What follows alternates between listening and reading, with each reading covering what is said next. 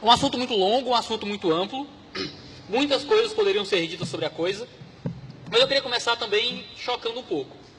E meu ponto é simples. Casamento gay não existe. Absolutamente não existe. E não importa o que o governo tente fazer para dizer que existe. Ele não tem autonomia para gerenciar, para decidir o que casamento é ou não é. Porque, antes de tudo, o matrimônio ele é uma estrutura que vem da ordem da criação. Ele vem da ordem natural das coisas. O governo, o Estado, ele não inventou o casamento. Ele não definiu o casamento. Ele só reconheceu o casamento. Porque a família ela é anterior ao Estado, ela é anterior ao governo. Antes de existir governo, existia família. O que acontece é que há uma tentativa de dar um passo para trás, de agigantar o Estado e de fazer o Estado poder definir aquilo que, na verdade, é anterior a ele. O Estado existe porque existe família, e não existe família porque existe Estado. O casamento gay, ele não existe. Matrimônio vem de mater, vem da ideia de ser mãe. Casamento vem de acasalamento. Traz a ideia de união reprodutiva, esse aspecto conjugal do casamento. O casamento, ele é significante, ele tem como significado a ideia de reprodução. Então, o centro do casamento é a potencialidade reprodutiva. Você pode contra-argumentar, como os homossexuais muitas vezes tentam, dizer que, mas e as mulheres estéreis e tudo mais, casais que não querem ter filhos? Ainda que alguns casais optem por não terem filhos, ou por algum defeito da natureza não consigam ter filhos, a estrutura do casamento ainda, via de regra, é a potencialidade reprodutiva. Quando você olha para uma cadeira que está quebrada, você ainda percebe quais são as funções daquela cadeira, ainda que ela não esteja cumprindo aquelas funções naquele momento. Ainda que um casal não queira ter filhos ou não tenha filhos, a potencialidade reprodutora ainda é o que é central ali. Então, isso se mantém em vários casos. Sodomia, o relacionamento homossexual, ele é algo do interesse privado do indivíduo. Um indivíduo, ele quer ter um relacionamento homossexual, ele tem. O casamento, por outro lado, ele é uma instituição que ele tem um interesse público. Se você parar para pensar na Grécia Antiga, por exemplo, não existiu povo mais homossexual, vou chamar assim, do que, se você ler a literatura da Grécia Antiga, é um negócio louco. Né? O pedagogo, por exemplo. O pedagogo era o cara que ia levar teu filho para a escola para protegê-lo de molestadores. Naquela época. Era um negócio meio louco. Existia uma homossexualidade muito comum ali. Mulheres eram feitas para reproduzir. O sexo que era louvado era o sexo do homem com o homem. E eles defendiam veementemente um casamento heterossexual. Porque eles entendiam que, por mais que o relacionamento homossexual fosse da esfera privada, era bom para a sociedade que os casamentos, essa instituição do casamento, permanecesse sendo aquilo que é. Porque isso é do interesse público, a geração de filhos, os filhos serem bem cuidados para a sociedade. Os homossexuais, infelizmente, eles começaram a gritar pedindo uma coisa. Eles queriam os mesmos direitos dos heterossexuais. Queriam o mesmo direito. Qual era o direito? De casar. Mas o homossexual tem o direito de casar, sempre teve o direito de casar. Assim como o heterossexual tinha o direito de casar. Um homem heterossexual poderia casar com mulher e não poderia casar com homem. Da mesma forma que um homem homossexual poderia casar com mulher e não poderia casar com homem. Os direitos, tecnicamente, eram os mesmos, para todo mundo. O homossexual ele começou a clamar por uma modificação dos direitos. E começaram a se colocar como os novos negros. Você já ouviu essa linguagem, né? Que é o que esses direitistas, fundamentalistas, fascistas, homofóbicos do inferno estão fazendo em proibir o casamento gay. É a mesma coisa que fazem com a escravidão. É a mesma coisa que fazem com não deixar a mulher votar antigamente. E isso é um discurso muito repetido pela esquerda. Só que é um discurso que não faz sentido, porque para você permitir que um negro vote, você não redefine o significado de voto. Perdão, que uma mulher vote, você não redefine o significado de voto. Para você tirar um negro da escravidão, você não redefine o significado de liberdade. Para você permitir que um homossexual case com outro homem, no caso de um homem, ou com outra mulher, no caso de uma mulher, você precisa redefinir a estrutura, a terminologia, o significado de casamento. Eles começaram então a pedir por direitos civis, de herança e de coisas desse tipo, mas mesmo com a união afetiva, com o direito de poder criar um contrato de herança, estando à disposição, eles ainda buscavam esse ideal de casamento. Mas como é que você faz isso? Porque antes eles diziam que o casamento gay era proibido. Mas se você parar para prestar atenção, o casamento gay nunca foi proibido. O ponto é que família sempre foi percebida como um ato heterossexual. Ele não foi definido pelo Estado, não foi construído pelo Estado. Ele foi percebido, porque o governo ele é posterior a família. A família é a instituição central e anterior de tudo. Tanto percebendo isso pela ordem da criação, por uma percepção natural das coisas, quanto pela revelação da palavra de Deus. A família foi criada por Deus já no processo criacional de tudo. A família não foi inventada posteriormente. Havia família quando não havia Estado. Então o Estado ele não tem como redefinir aquilo que é anterior a ele. Por que é que o Estado não pode definir o que é o indivíduo? Por que é que o Estado não pode definir o que é uma pessoa? Se o Estado quiser dizer que negro não é mais pessoa, ele pode? Claro que não. Porque a pessoa, o indivíduo, é anterior ao Estado. Por que é que o Estado, então, pode hoje definir família? Se a família é anterior ao Estado. E o Estado tenta agigantar para si coisas que não lhe pertencem. E o Estado, então, ele redefine o significado de família. Família antes tinha um significado, o Estado, na canetada, redefine família para agora abarcar algo que antes não abarcava, que são uniões homossexuais. No direito tem um adágio que se diz que quem pode o mais, pode o menos. Se o Estado, agora a gente entregou na mão dele o direito de redefinir o significado de uma união familiar, o que é que o Estado não pode fazer com a família agora? O que é que o Estado não pode mais proibir? No Oriente, a gente tem casos que o Estado proíbe famílias de ter determinado número de filhos. Quem pode o mais, pode o menos. Quem pode redefinir o significado de família, por que é que ele não pode proibir você de punir seu filho com a palmada, com a famigerada lei da palmada?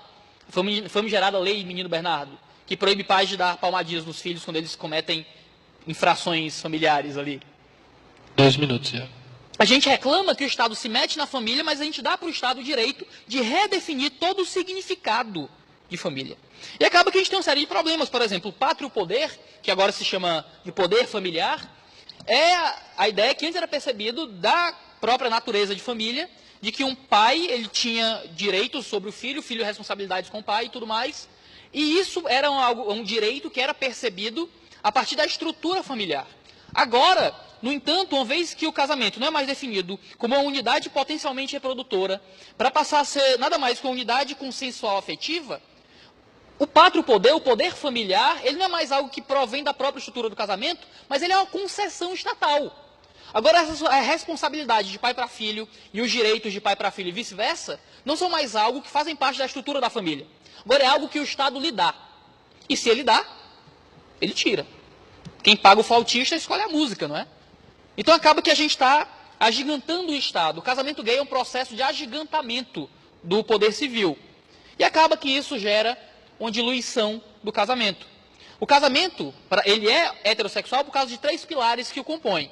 O casamento ele é baseado em espécie humana, aqui no caso, porque dentro da espécie humana tem 2 gêneros, homem e mulher, então a gente tem número, então espécie, gênero e número. O casamento é heterossexual por isso, e é monogâmico por isso também, é um homem com uma mulher. Se você quebra a barreira do gênero, e o casamento, que antes era heterossexual, passa a poder ser homossexual, o que é que mantém a barreira do número? Nada. Mera imposição estatal também. E agora, como o nosso querido... essa é a pergunta que tem que ser feita também. Se a barreira do número cai, que ele é completamente dependente da barreira do gênero, poliamor, como é dito, é algo que as pessoas já estão pedindo. Nos Estados Unidos, bastou aprovarem um casamento homossexual, que já começaram passeatas, já começou notícia, já começou gente batalhando pelo casamento de 3, 4, 5 pessoas. E se cai a barreira do gênero e cai a barreira do número, que são consequências lógicas da barreira da espécie, por que a barreira da espécie continua? Então a gente tem na Alemanha, por exemplo, marchas pró-zoofilia. Na Alemanha a gente tem o Zeta. Eu não trouxe o nome alemão, porque o bom de alemão é o Felipe, não sou eu.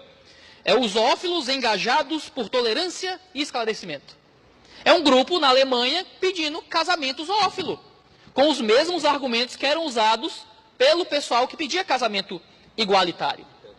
Se a gente aceita casamento zoófilo, que é um ser que não tem direito civil, que é um animal, o que é que impede o casamento pedófilo ser o próximo passo? Para encerrar, eu quero concluir.